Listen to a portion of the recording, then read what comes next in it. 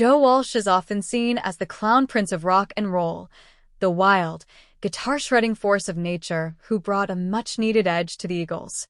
But at 78, Walsh is finally pulling back the curtain on the grueling reality of his decades-long relationship with the band's meticulous leader, Don Henley. It is a story defined by a clash of opposites, Henley's rigid order versus Walsh's chaotic freedom. Behind the multi-platinum hits and sold-out stadiums lay a partnership forged in fire, tough love, and a series of showdowns that nearly destroyed them both. Today, on Royal Time of Hollywood, we explore the untold truth of Walsh and Henley. The first showdown, chaos versus control.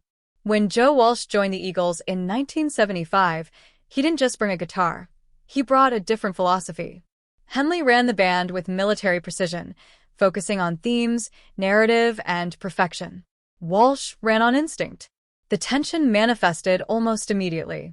Walsh presented a raw, aggressive guitar riff, something he felt captured the speed of life on the road.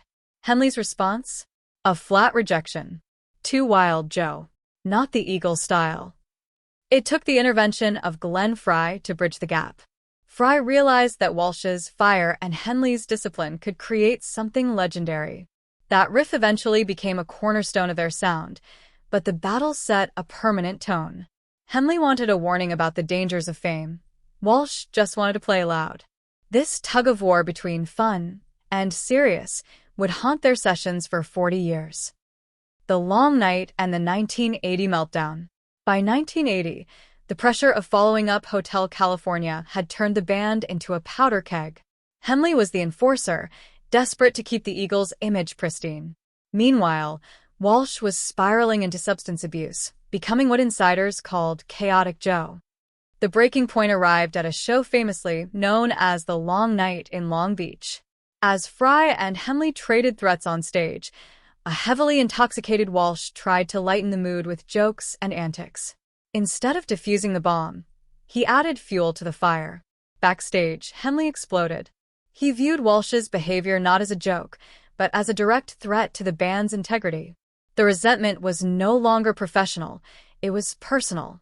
Henley couldn't stand Walsh's unpredictability, and Walsh felt suffocated by Henley's expectations. Not long after, the Eagles officially collapsed. The Arizona Ultimatum, life or death. The early 90s saw Joe Walsh hit rock bottom. He was a ghost of his former self, missing sessions, losing his mind to addiction, and nearing a physical end. While the Eagles were dormant, Henley and Frey were watching from the sidelines with growing dread. When the possibility of a reunion surfaced for the Hell Freezes Over project, Henley drew a line in the sand. There would be no soft intervention. Henley and Frey sat Walsh down with a brutal ultimatum: get sober, or there is no place for you in the Eagles. But Henley didn't just walk away after the threat. In a rare display of vulnerability, Henley personally escorted Walsh to a rehab center in Arizona. He called Walsh every single week, offering a mix of blunt honesty and encouragement. When Walsh finally emerged sober, Henley gave him a brand new Fender Telecaster with a handwritten note. That gesture, a sign of restored trust, moved Walsh to tears and transformed their relationship from co-workers into brothers. Grief and the empty shell. The true depth of their bond was tested again in 2016 following the death of Glenn Frey. The composed Don Henley was shattered. Walsh recalls walking into a studio to find Henley alone, red-eyed, listening to Desperado. Without Frey to act as the middleman, Henley initially wanted to kill the band entirely, calling it an empty shell. It was Walsh and Timothy B. Schmidt who convinced him that the music needed to live on. Henley eventually agreed to bring in Glenn's son, Deacon, but his perfectionism returned with a vengeance. He became the guardian of memory, patrolling every soundcheck and light cue to ensure they didn't mess up Glenn's legacy. Stevie Nicks and the Rumor Mill. No history of Walsh and Henley is complete without mentioning Stevie Nicks. Henley and Nicks had a passionate, painful romance in the late 70s. Years later, Walsh and Nicks dated in the early 80s. Though the timelines didn't overlap, the media manufactured a love triangle feud that persisted for decades. Walsh eventually broke his silence in 2019, stating plainly, "I didn't steal Stevie from Don." However, the tension was real. Henley, ever the professional, once scolded Walsh for bringing Stevie to an Eagles show, telling him not to complicate things. Behind the scenes, there was a deeper, darker pain. Henley had suffered immensely when a pregnancy with Stevie ended in heartbreak, a private wound that made him even more guarded against Walsh's more casual approach to their shared history. The Studio Wars. Order versus spontaneity. In the studio, Henley was the bar setter. He would demand dozens of takes for a single harmony, a process that Walsh found both admirable and irritating. During the 2001 rehearsals, Walsh famously broke the tension by launching into Sweet Home Alabama as a joke.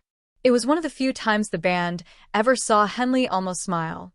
These moments of electricity from Walsh were the only things that kept Henley's rigid structure from becoming a cage. They reached a silent agreement. Henley controlled the message and the quality. Walsh controlled the spark and the attitude. The final verdict. Today, Joe Walsh has been sober for over 30 years. He spent his time with his charity, Vets Aid, and his amateur radio hobby. Don Henley lives a quiet, private life in Texas, focusing on environmental preservation. Walsh's recent reflections aren't a hit piece, but they aren't sugar-coated either. He admits that Henley's temper made the studio a minefield. He acknowledges that there were years where he felt Henley nearly shut him out for good. But he also acknowledges the truth. Don Henley helped save his life. Their friendship survived because of a shared history of survival. They are two men who shouldn't work together on paper, yet they created the soundtrack of a generation. They stand today in a quieter place, older, calmer, and finally honest about the scars they gave each other. What do you think? Was Don Henley's tough love exactly what Joe Walsh needed, or was he too controlling? Let us know in the comments below. If you enjoyed this deep dive into rock's most complex partnership, make sure to like, subscribe, and hit the bell notification so you don't miss the next untold story.